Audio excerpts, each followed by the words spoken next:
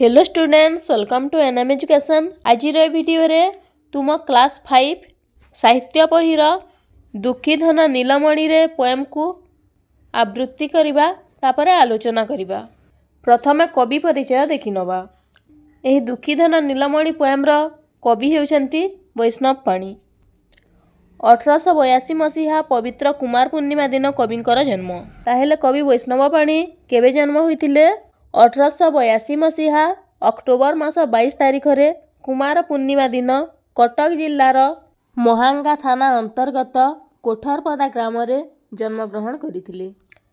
तांको द्वारा रचित गीतिनाट्य मेघनाद बध, रंगसभा, नल दमयंती, महिरावण बध, प्रह्लाद चरित, रावण बध, सीता वनवास, अभिमन्यु बध, बिल्वमंगल और कर्णबध ओडिशार पुरपल्ली रे बेस आदृत। ताहेले कविंकर एही सब गीतिनाट्य बेस आदृत। 1956 मसीहा मई मास 10 तारिख रे कवि वैष्णव पाणींकर देहांत होइथिला। कवि वैष्णव पाणी गणकवि भाव बेस जनाशुना। एबे कविता को आवृत्ति करिबा तापरे आलोचना करिबा। दुखी धन नीलमणि रे मां बोली किए डाकिबो मोते। दुखी धन नीलमणि रे गोरु घेनी फेरी आसिला बेलकु। गोरु घेनी फेरी आसिला बेलकु कहा पाई जगी बसी विपथे। दुखी धन नीलमणि रे जेबे बिका आसिब कोली कांदी किए करिबली। जेबे बिका आसिब कोली कांदी किए करिबली। चली हेउथिले धूली भूली होई डोली के ठेलिब काली पणते। दुखी धन नीलमणि रे जेबे दही मुहा होइब किए से लवणी खाइब। जेबे दही मुहा होइब किए से लवणी खाइब। ओइन आनंद गाई दुहिबाकु। ओइन आनंद गाई दुहिबाकु शिका छंद घेनी के जीव हाते। दुखी धन नीलमणि रे खेली जाई थिले दांडरे। धोली पड़ी थाई मुंडरे कली कले केही मामा कही। कली कले केही मामा कही कोई कोई होई कांदी बुकेते।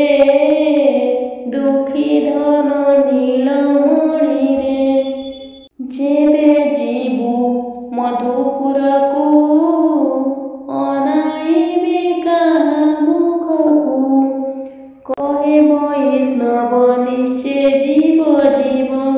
कहे वैष्णव निश्चय जीव जीव मुरुचि विकल मालिके मते। दुखी धन नीलमणि रे। तेबे पिला माने पद्यटी को आवृत्ति करिनेला। एबे कविताटी को आलोचना करिनबा। दुखी धन नीलमणि रे मां बोली किए डाकिबो मोते। गोरु घेनी फेरी आसिला बेलकु कहा पाई जगी बसिबी पथी। अर्थात मां यशोदा श्रीकृष्ण को खूब दुखरे कहउचंती, रे दुखी धन नीलमणि। एठी काहीकि कहिचंती ना, दुखी धन नीलमणि हेउचंती श्रीकृष्ण।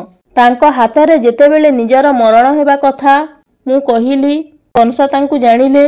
कंस ताकु मारी देबा पाई नाना उपाय करिथिले।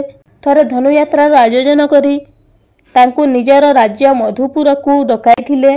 तेणु श्रीकृष्ण मधुपुर को जीवा समय रे तांको गुण सबु सुमरिकी मां यशोदा बाहुनी छंती।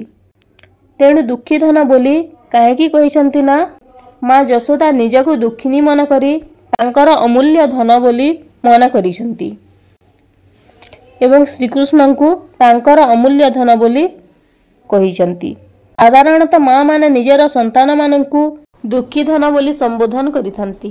ନୀଳମଣି ଅର୍ଥାତ୍ ଶ୍ରୀକୃଷ୍ଣଙ୍କ ରୂପ ନୀଳ ରଙ୍ଗର ଉଜ୍ଜ୍ୱଳ ମଣି ସଦୃଶ ହୋଇଥିବାରୁ ଶ୍ରଦ୍ଧାରେ ନୀଳମଣି ବୋଲି କୁହାଯାଇଥାଏ। ଯେତେବେଳେ ଶ୍ରୀକୃଷ୍ଣ ଗାଈ ନେଇକି ଗୋଠକୁ ଯାଉଥିଲେ, ଯେତେବେଳେ ତାଙ୍କର ଫେରିବା ସମୟ ହୋଇଯାଏ, ସେତେବେଳେ ମା ଯଶୋଦା କ'ଣ କରନ୍ତି ନା, ତେବେ ସେ ଦାଣ୍ଡ ଦୁଆରେ ଜଗିକି ବସନ୍ତି କେତେବେଳେ ତାଙ୍କ ପୁଅ ଗାଈ ଗୋଠ ଧରି ଫେରିବ। ତେଣୁ ସେ ସେଇଆକୁ ମନେ ପକାଇକି କହୁଛନ୍ତି, ଗାଈ ଗୋରୁ ଧରି ଫେରିବା ବେଳେ ଆଉ କାହା ବାଟ ଚାହିଁ ମୁଁ ବସି ରହିବି। କାରଣ ଶ୍ରୀକୃଷ୍ଣ ମଧୁପୁର ଯିବେ ଯେତେବେଳେ, ସେଥିପାଇଁ ସେ କହିଛନ୍ତି କାହା ବାଟକୁ ମୁଁ ଚାହିଁକି ବସିବି। ଯେବେ ବିକା ଆସିବ କୋଳି, କାନ୍ଦି କିଏ କରିବ ଅଳି। ଚଳି ହେଉଥିଲେ ଧୂଳି ବୋଳି ହୋଇ, ଦୋଳିକେ ଖେଳିବ କାନି ପଣତି।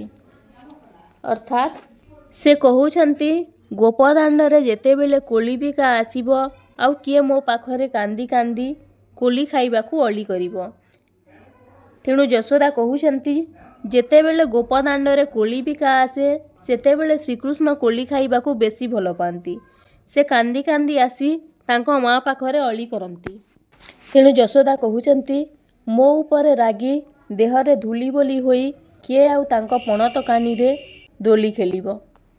ନେକ୍ସଟ ପଦ, ଯେବେ ଦହି ମୁହାଁ ହୋଇବ କିଏ ସେ ଲବଣୀ ଖାଇବ।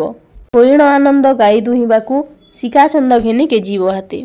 ତାହେଲେ ମା ଯଶୋଦା ଅତି ମନ ଦୁଃଖରେ କହୁଛନ୍ତି, ହେ ଦୁଃଖୀଧନ ନୀଳମଣି, ମୁଁ ଯେତେବେଳେ ଦହି ମୁହୁଁଥିବି, ସେତେବେଳେ କିଏ ସର ଲବଣୀ ଖାଇବ।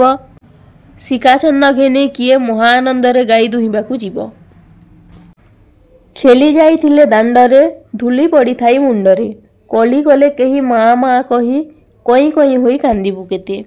ତେବେ ମା ଯଶୋଦା କହୁଛନ୍ତି, ଆରେ ଦୁଃଖୀଧନ ନୀଳମଣି, ଦାଣ୍ଡରେ ଖେଳୁଥିଲା ବେଳେ ଧୂଳି ଧୂସର ମୁଣ୍ଡ ହୋଇ କାନ୍ଦି କାନ୍ଦି କିଏ ମା ମା ବୋଲି ଡାକି କଇଁ କଇଁ ହୋଇ କାନ୍ଦିବ। ଲାଷ୍ଟ ପଦ, ଯେବେ ଯିବୁ ମଧୁପୁରକୁ ଅନାଇବି କାହା ମୁଖକୁ। କହେ ବୈଷ୍ଣବ ନିଶ୍ଚେ ଯିବ ଯିବ, ମୁରୁଚିବି ଗଳା ମାଳି କେମନ୍ତି। ଅର୍ଥାତ୍ ବୈଷ୍ଣବ ପାଣି ଏଠାରେ କହିଛନ୍ତି ନିଶ୍ଚିତ ଭାବରେ ଶ୍ରୀକୃଷ୍ଣଙ୍କୁ ଯେତେବେଳେ ମଥୁରା ଚାଲିଯିବେ, ତାଙ୍କୁ ଝୁରି ଝୁରି ମାତା ଯଶୋଦାଙ୍କ ମଧ୍ୟ ଜୀବନ ଏଠାରେ ଚାଲିଯିବ ବୋଲି ବର୍ଣ୍ଣନା କରାଯାଇଛି। ଏହା ଥିଲା ଗୋଟେ ମାର ଦୁଃଖର, ମାନେ ମା କିପରି ଭାବରେ ଦୁଃଖର ସହିତ ତାଙ୍କ ପୁଅର ସବୁକିଛି ଗୁଣକୁ ବର୍ଣ୍ଣନା କରିଛନ୍ତି ଏବଂ ଭାଳି ହେଉଛନ୍ତି, ତାହା ଏହି କବିତାରେ ବର୍ଣ୍ଣନା କରାଗଲା। ପିଲାମାନେ ଭିଡ଼ିଓଟି ଯଦି ଭଲ ଲାଗିଥାଏ ତାହେଲେ ଗୋଟିଏ ଲାଇକ୍ କରିଦେବ।